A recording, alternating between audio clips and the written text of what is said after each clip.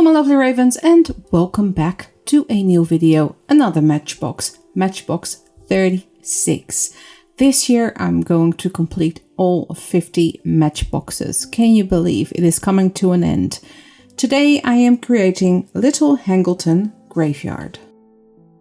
A while ago Nicole sent me these lovely tiny windows. Thank you Nicole, they are really helping me out here. She got them as a die and I will see if I can find them and link them in the description box down below. This is the first video of the year as well, so I want to just wish you a happy new year, happy 2024. I'm starting this matchbox by gluing two of the windows together to make them a little bit thicker and sturdier.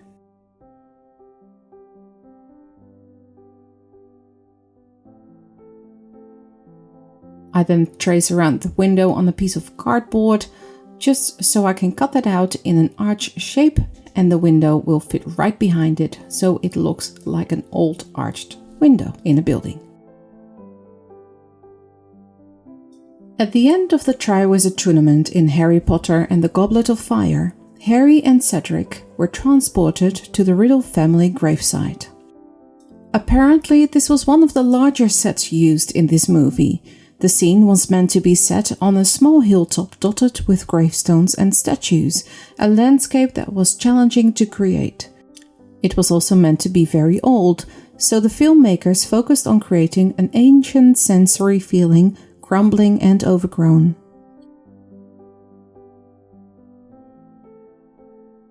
After gluing the window behind the archway, I'm going to see where I need to cut this piece of cardboard. And then I'm also going to cut it on like an angle, so it looks like a crumbled building. The inspiration for the set was Highgate Cemetery in North London, which has been, in a way, reclaimed by nature. Highgate Cemetery was built in 1839 and was planted with trees, bushes and flowers that were allowed to grow without any restrictions. To give the windows a bit more detail, I'm going to make two frames around it, one smaller and one slightly larger, to give the windows more depth and detail. The set was built indoors so that the eerie lighting and artificial fog that covered the misty graveyard could be controlled.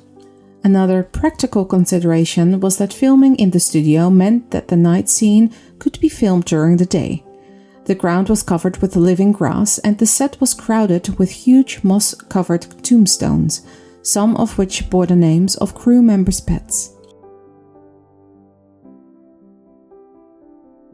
Now that I have one of them cut out, I can glue this on top of the other one, then cut that out and glue that on top of the window.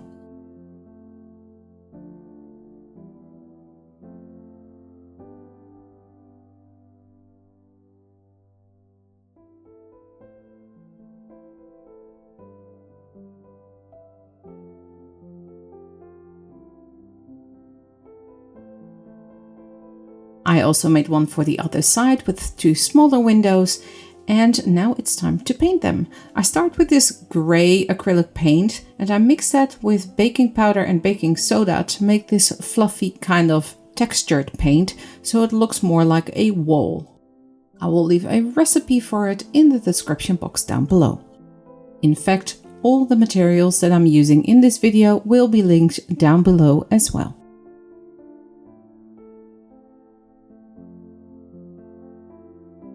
Whilst the paint is fluffing up, I am going to paint the inside of the matchbox a very dark navy blue.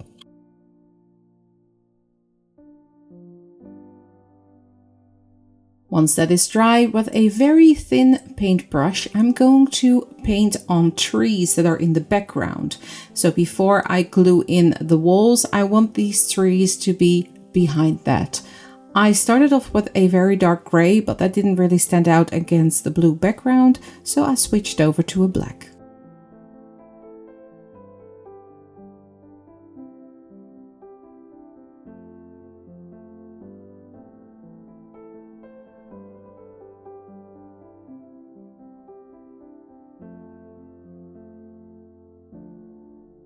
This is what it looks like when all the trees are in. It looks like they're floating in mid-air, but that will be resolved when all the walls are in.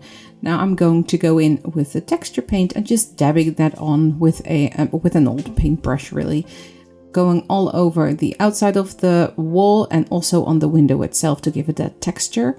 And then I'm going in with brown and green paints to give more detail to the walls.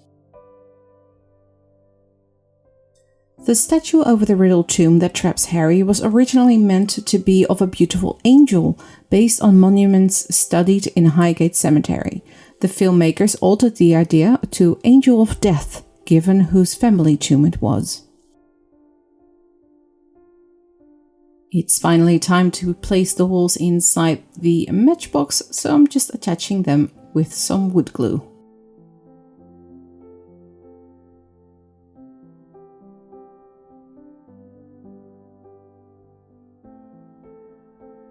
This is what we have so far, and now I'm going to create the Riddle Family grave. The tomb itself sits behind the statue, and this is what I'm starting with, which will, well, when I don't drop it, will be placed right here in the center. I am going to put this a little square in and gluing it down, just so I have a placeholder for that.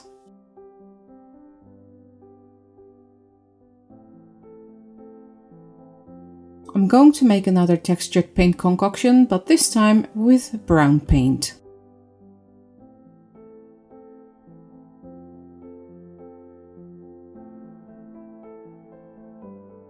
And just putting that on the base of the diorama with a brush.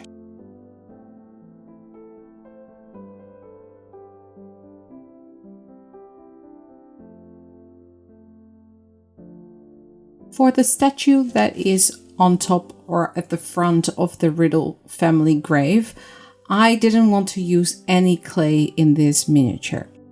So instead I'm cutting it all out of thick chipboard and gluing that piece by piece together.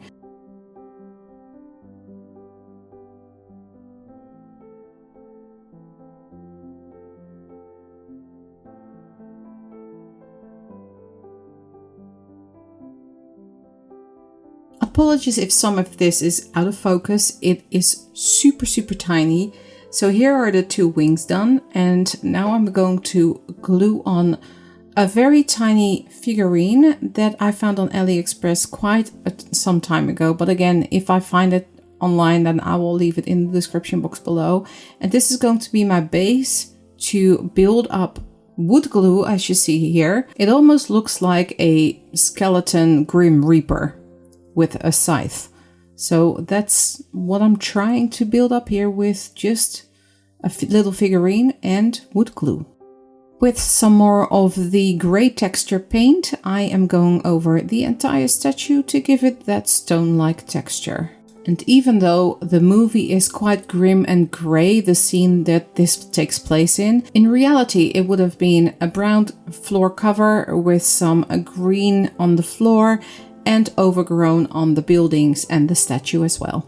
After the paint, I'm using PVA glue to dab on the floor and wherever I want the flocking to be, and then add this flocking fine turf by Woodland Scenics.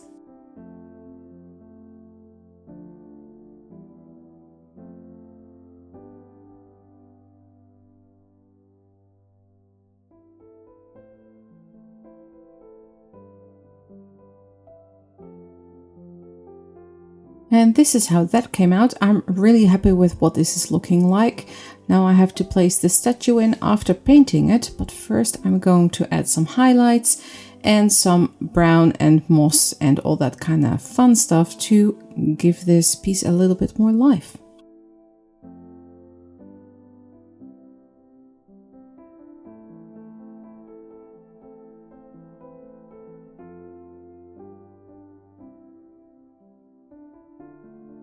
And now this is all done, let's have a look at the final diorama.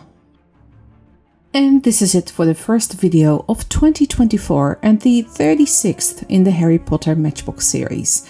This is quite a different one, but I do enjoy creating outdoor scenes. All my social media can be found in the description box below, and if you're new here, welcome. Don't forget to hit that subscribe and bell notification button so you don't miss out on any future videos, and of course become part of the Raven family. Thanks so much for watching, stay safe, and I will see you all in the next one. Bye!